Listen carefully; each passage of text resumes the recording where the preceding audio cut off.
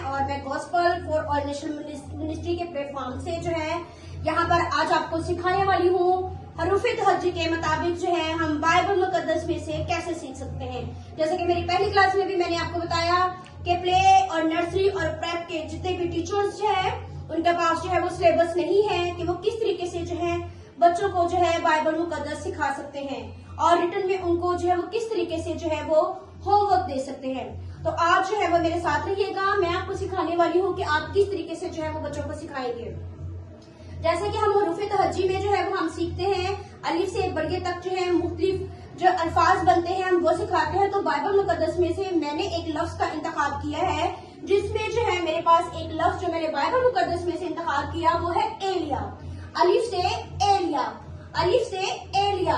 आप इसी तरीके से सेम मेरी तरह बच्चों को जो है बार बार लफ्ज जो है वो एलिया जो है वो दोहराएं। बच्चों को कहें मेरे पीछे पीछे जो है वो इस लफ्ज को रिपीट करें। आप बच्चों को ये लफ्ज एलिया जो है वो सिखा सकते हैं जो कि क्लास प्ले के बच्चे होंगे क्योंकि वो बहुत छोटे हैं। और एलिया के मतलब अगर कहानी या कोई आयत सुनाना चाहे बताना चाहे तो वो भी आप बता सकते हैं, लेकिन अगर आयत सिखाना चाहे तो आयत जो है वो बड़ी होगी, बच्चे वो सीख नहीं पाएंगे। तो इसलिए जो है क्लास प्ले के लिए स्पेशली आप जो है लफ्ज एक ही सिखा दें अलिफ से एलिया। जैसे हम उर्दू की बुक्स में सिखाते हैं अलिफ से अनार, तो हम बाइबल मुकद्दस में से हम लफ्ज लिया है मैंने अलिफ से एलिया, अलिफ से एलिया, अलिफ से एलिया। इसी तरीके से बार बार बच्चों को रिपीट करवाएं और ये इस तरीके से याद करवा सकते हैं। और दूसरा जो है क्लास अगर नर्सरी और प्रेप क्लास है तो प्रेप क्लास जो है वो बड़ी क्लास होती है तो उसमें बच्चों के जो है जोड़ तोड़ भी होते हैं। तो इसलिए हम इसी जो है लफ्ज को लेंगे अलिफ से एलिया को जो है वो लेंगे और इसी के जो है वो हम जोड़ तोड़ जो है वो बच्चों को सिखाएंगे। अलिफ से एलिया, अलिफ ये लाम छोटी ये अलिफ है एलिया। बार बार जो है आप इनको जो है जोड़ तोड़ को जो है वो बच्चों को बार बार दोहराएं और जो है वो इसी तरीके से बच्चों को आप ये चीज जो है जोड़ तोड़ जो है रिपीट करवा सकते हैं क्लास नर्सरी और क्लास प्रेप के बच्चों के लिए।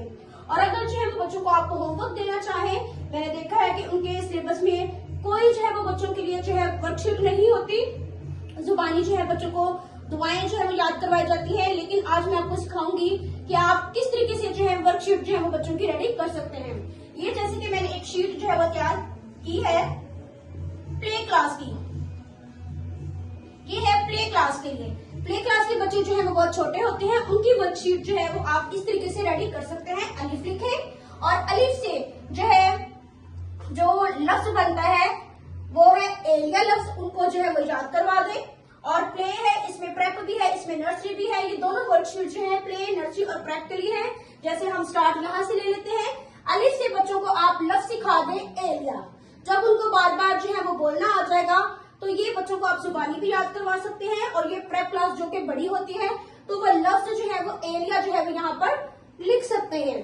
और इसी तरीके से नर्सरी के और जो प्ले क्लास के बच्चे हैं वो छोटे हैं अभी, तो वो अलिफ से बड़े तक जो है वो हरूफे तहज्जी ही सीख रहे होते हैं। तो उनके लिए हम यही करेंगे कि हरूफे तहज्जी जो है वो बार बार जो है वो दोहराएंगे और जो है एक तो उनको लिखना आ जाएगी और साथ ही जो है वो उनको लफ्ज भी बनाना आ जाएगा। तो ये है क्लास प्ले के लिए और नर्सरी के लिए अलिफ लिखे और उसके साथ साथ ही हरूफे तहज्जी को हम जोड़ेंगे, साथ साथ उनके जोड़ तोड़ भी हो जाएंगे। अलिफ ये लाम छोटी ये अलिफ और है। इस तरीके से जो है वो आप बच्चों को जो है होमवर्क शीट अपनी रेडी करके दें। आप इस तरीके से बच्चे जो है वो यहाँ पर जो है वो खुद लिख के आएंगे। घर से बच्चे जो है वो इस तरीके से अपनी जो है वर्कशीट जो है वो बच्चे खुद लिखेंगे और खूबसूरत सी ये आपकी वर्कशीट जो है ये दोनों वर्कशीट जो है वो रेडी हो जाएगी।